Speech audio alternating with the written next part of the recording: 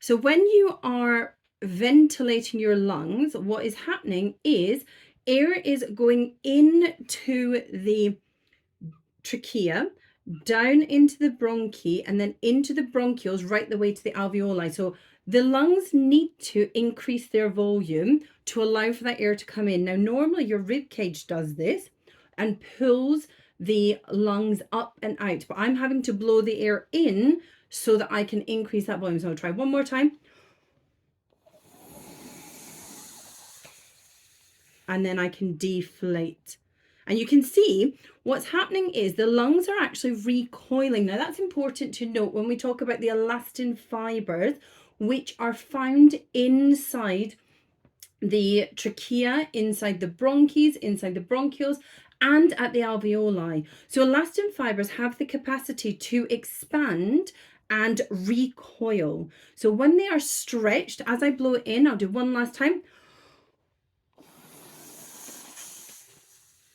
And then the fact that it brings it straight back to its original position, that is because of the elastin fibers recoiling back to the original position. Now, I'm squeezing this, and actually it's quite difficult to push it to completely shut. So I'm trying to shut it, but I can't because of that hard cartilage ring. That actually ensures that your airways, even when you're pushing, it will remain open to ensure that the oxygen is able to be taken in and the carbon dioxide is able to be removed. So it is very important that we can ensure that we get enough oxygen because our cells require the oxygen for aerobic respiration.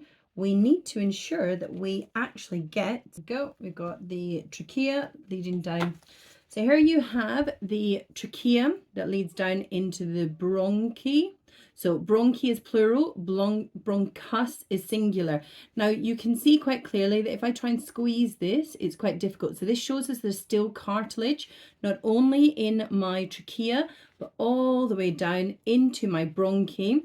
And then what you get is you get the next branches off. So you can quite clearly see here that I've got smaller tubes leading off. They're called my bronchioles, and they will lead all the way down. So here you can see from this one all the way down, keep going, and each time they are branching off into smaller and smaller bronchioles until they reach the end, and that's where the alveolus is found.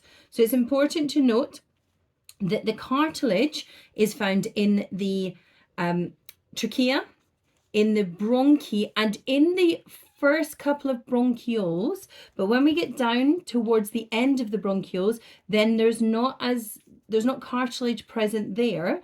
Instead, what we have is we end up leading down to our alveolus. So you can quite clearly see here, I've got lots and lots of bronchial tubes leading right the way down. They're getting smaller and smaller and smaller, and that therefore increases that surface area.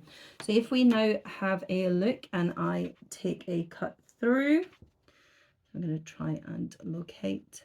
So actually, if I show from here, I can quite easily push my finger through this section here.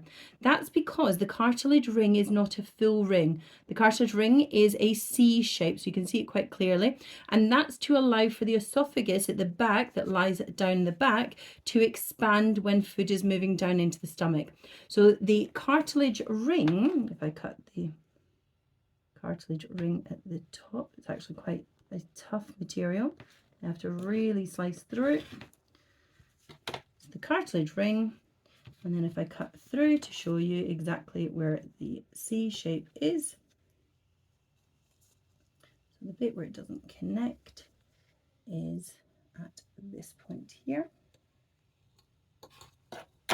So there we have our C shape of the cartilage. Now, as you can see, it's quite tough material. It's very flexible, which allows for that movement, slight restriction, but it's very tough, which means that to break it, it's actually really hard, and therefore that makes sure that your airways are always remaining open.